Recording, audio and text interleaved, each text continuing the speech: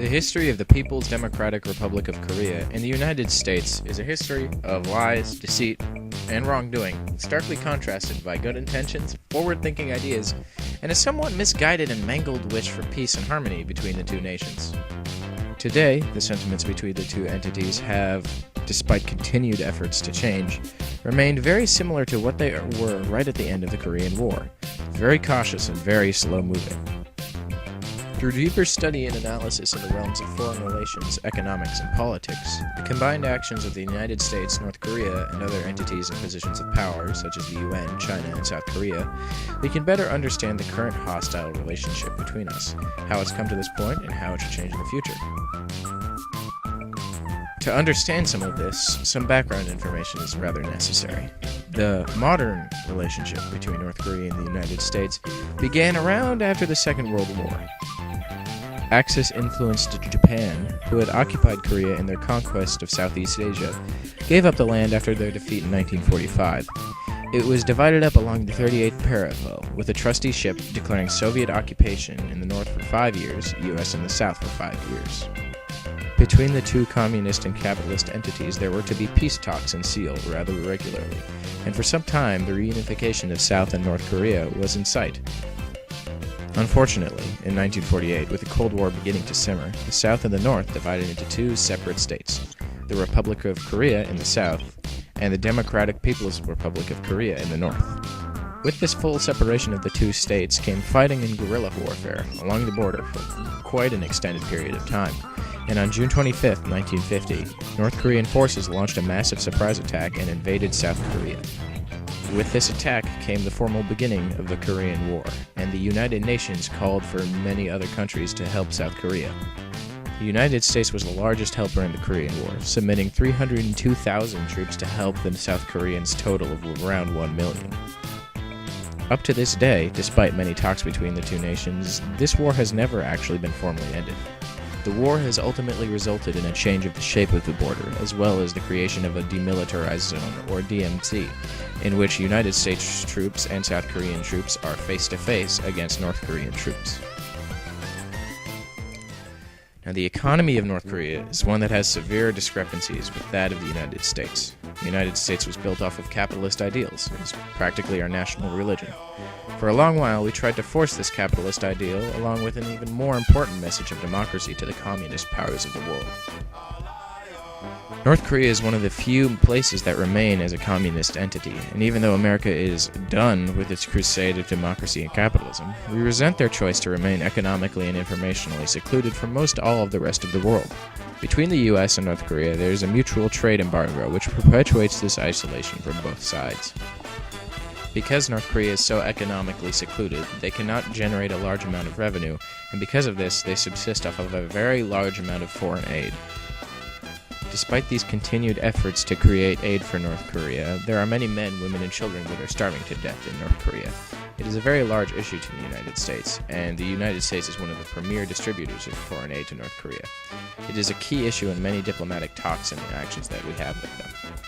Because of continued negligence on the part of the North Korean government to human rights, George Bush in 2001 decided to change the way that we address North Korea after continued violations to humanitarian issues. And since then, we've made efforts to make trade happen between us so that they may grow an economy and not subsist off of foreign aid.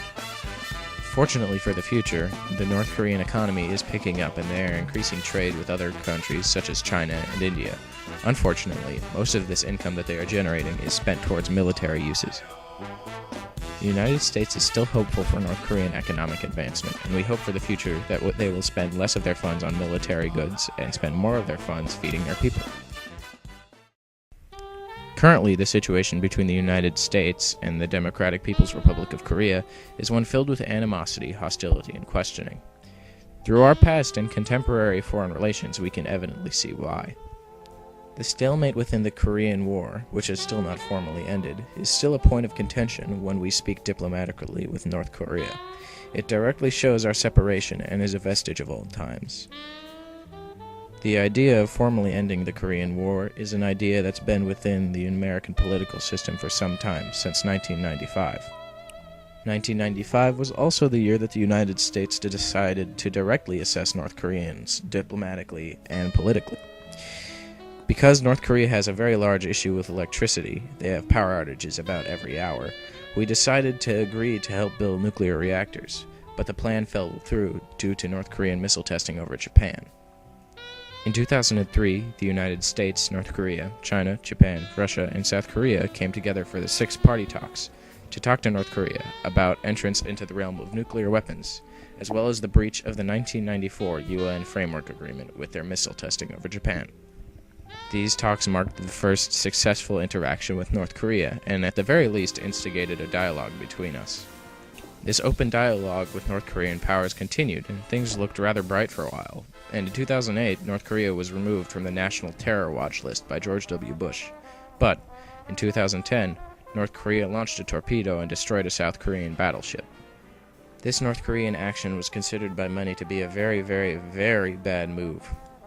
This North Korean military action, along with other North Korean military actions taken previous to this, have effectively kept us in a relationship that is very, very similar to that of the Korean War 60 years ago. Just this year, the DPRK created even more animosities between itself and the outside world. They launched a so-called satellite without warning and caused mass hysteria. It was considered by many to be a poor move by North Korea again, and instead of showing the world their developing power, which they intended to, they showed signs of volatility and danger. The American public considered this action, no matter how well the intentions, as a continued disregard for their promises and political word. Relationships in the future between the United States and North Korea seem bright as long as the North Koreans do not continue these military actions against South Korea. The United States' continued supply of aid to North Korea shows a general want on the part of the United States for an improved and more safe relationship between the two nations. In the realm of politics, the United States and the DPRK are also very, very dissimilar. While the U.S. exists as a democratically based republic, formed off of ideas of equality, harmony, and balance of power, the Democratic People's Republic of Korea is, at its most base functionality, a dictatorship. Kim Jong-un, along with many other advisors, effectively rule the country. It is not a complete dictatorship, as there are also other positions that are more specialized within the government, like leader of the Department of Defense, leader of foreign relations, and etc. These specialized ruling positions rule over separate organs of the North Korean government.